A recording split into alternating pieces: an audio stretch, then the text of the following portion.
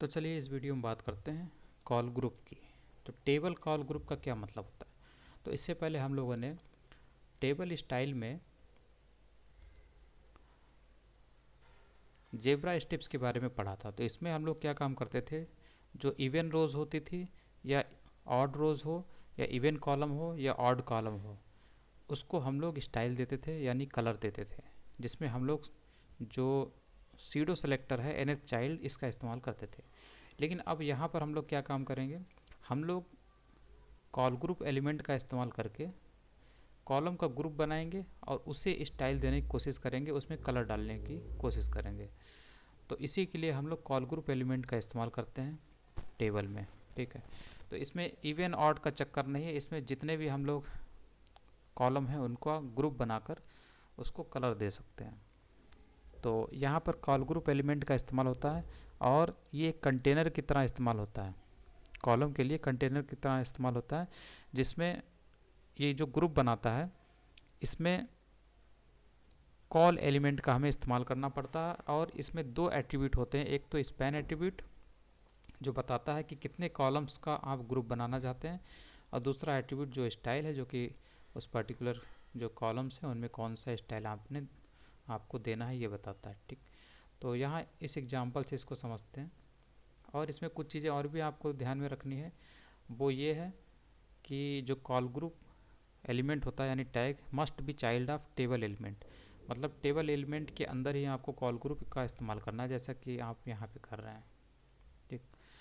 और it should be placed before any other element, table element like table head, table load या table data, but after the caption element if present. तो ये बता रहा है कि ये जो जितने हैं ना, T head, T R, T D, ये जो एलिमेंट हैं टैग हैं, इनके पहले इसका इस्तेमाल किया जाना चाहिए। तो यहाँ पर यही चीज़ है। तो देखिए टेबल के चाइल्ड के रूप में कॉल ग्रुप एलिमेंट का इस्तेमाल किया गया है, और इसके अंदर जो कॉल एलिमेंट का आपको इस्तेमाल करना है, जिसमें दो एट्रीब्यूट हैं, स्पैन एट्रीब्यूट और स्टाइल। स्पैन में आप बताते हैं कि कितने कॉलम को आप ग्रुप करना चाहते हैं, और स्टाइल मतलब ये जो कॉलम है जिनको ग्रुप किया गया है, दो कॉलम, इनमें आप बैकग्राउंड कलर चेंज करना चाहते हैं, जो कि ये बैकग्राउंड कलर प्रॉपर्टी है, CSS प्रॉपर्टी, ये उसकी वैल्यू है। तो इस तरीके से ये होता है, इसको देख लेते हैं। तो ये देखिए यहाँ पर आपने टेबल बनाई, ये नीचे आपकी टेबल है यहाँ से लेकर नीचे तक, ठीक है, यहाँ तक टेबल है और ये टेबल आपको दिख रही होगी। उसके बाद यहाँ पर इसने क्या काम किया है, कॉल ग्रुप, टेबल के चाइल्ड के रूप में कॉल ग्रुप एलिमेंट का इस्तेमाल करना पड़ता है, और इसके अंदर आपको कॉल एलिमेंट का इस्तेमाल करना है, और कॉल के अंदर ही आपको एट्रीब्यूट इस्तेमाल करने हैं, स्पैन और स्टाइल, ठीक। स्पैन बताता है कि कितने कॉलम का आपको ग्रुप बनाना है, तो दो कॉलम का ग्रुप बनाना है, इसीलिए 2 दिया हुआ। इसमें आपको बैकग्राउंड कलर आपने दिया है ये वाला, ठीक है। तो इसको थोड़ा सा ठीक कर लेते हैं ताकि यहाँ पे दिखाई दे, ये दोनों थोड़ा सा लो कलर में दिख रहे हैं, तो इसको हम लोग कर लेते हैं ग्रीन कर लेते हैं। तो दो कॉलम जो हैं वो ग्रीन दिखाई देंगे, ठीक। इस तरीके से आप देख रहे हैं। और ऊपर तो आपको पता ही है स्टाइल के ज़रिए इसमें CSS डाली गई है, जिसमें टेबल, टेबल हेडिंग और टेबल डेटा तीनों का बॉर्डर बनाया गया 1 पिक्सल सॉलिड और ब्लैक कलर का, और बॉर्डर को कोलैप्स किया गया है, इसलिए आपको डबल बॉर्डर नहीं दिख रहा है, सिंगल बॉर्डर दिख रहा है। तो इस तरीके से ये कॉल ग्रुप एलिमेंट का इस्तेमाल होता है। मेन यही है कि ये जो कॉल ग्रुप एलिमेंट है इसके अंदर आपको कॉल नाम का एलिमेंट भी इस्तेमाल करना पड़ेगा, जिसमें आप स्पैन एट्रीब्यूट और स्टाइल एट्रीब्यूट का इस्तेमाल करते हैं। आपने जो दो कॉलम का ग्रुप बनाया है उसमें आप किस तरीके से बैकग्राउंड कलर चेंज करते हैं, वही यहाँ पे स्टाइल एट्रीब्यूट से पता चलता है। इसके बाद है लीगल CSS प्रॉपर्टीज़। तो यहाँ पर ये बताने की कोशिश कर रहा है कि आप जो स्टाइल में जो CSS प्रॉपर्टी इस्तेमाल कर सकते हैं, तो यहाँ पर आप कुछ ही प्रॉपर्टी को इस्तेमाल कर सकते हैं, जैसे कि विथ हो गया, विजिबिलिटी प्रॉपर्टी हो गया, बैकग्राउंड हो गया, बॉर्डर हो गया, केवल इन्हीं को इस्तेमाल कर सकते हैं। और अगर बाकी CSS प्रॉपर्टीज़ का आपने इस्तेमाल किया तो उसका कोई इफ़ेक्ट नहीं पड़ेगा आपकी टेबल पर। उसके बाद है मल्टीपल कॉल एलिमेंट्स। तो यहाँ पर ये बताने की कोशिश कर रहा है कि अगर आप एक से ज़्यादा ग्रुप बनाना चाहते हैं और हर एक ग्रुप पर डिफरेंट स्टाइल यूज करना चाहते हैं, या फिर एक से ज़्यादा आप कॉल एलिमेंट्स इस्तेमाल करना चाहते हैं ग्रुप में। कॉल एलिमेंट्स एक से ज़्यादा इस्तेमाल करने का मतलब है कि आप एक से ज़्यादा ग्रुप बना रहे हैं, तो आप ऐसा कर सकते हैं। तो यही यहाँ पर बता रहे हैं। तो इसमें देखिए ये एक ग्रुप इस एलिमेंट से बनाया गया है और एक इससे बनाया गया है। तो इसमें दो कॉलम को लिया गया है, शुरू की दो कॉलम का एक ग्रुप बनाया गया है जो इससे बनता हुआ दिख रहा है, जो आपको ये दिख रहा है शुरू वाला। उसके बाद इसकी दो कॉलम के बाद जो आगे की तीन कॉलम है वो इससे बनाया गया। तो ये कलर आपको दिख रहा होगा। तो इसका कलर अगर हम लोग ग्रीन कर देते हैं तो ये अलग दिखेगा शुरू वाला, और ये पिंक तो आपको दिख ही रहा है दूसरे ग्रुप का। ये तो दूसरा ग्रुप है जिसमें आगे की तीन कॉलम है। तो इस तरीके से आप कर सकते हैं, एक से ज़्यादा कॉल एलिमेंट्स का इस्तेमाल कर सकते हैं या एक से ज़्यादा ग्रुप बना सकते हैं। इसके बाद है एम्प्टी कॉल ग्रुप्स।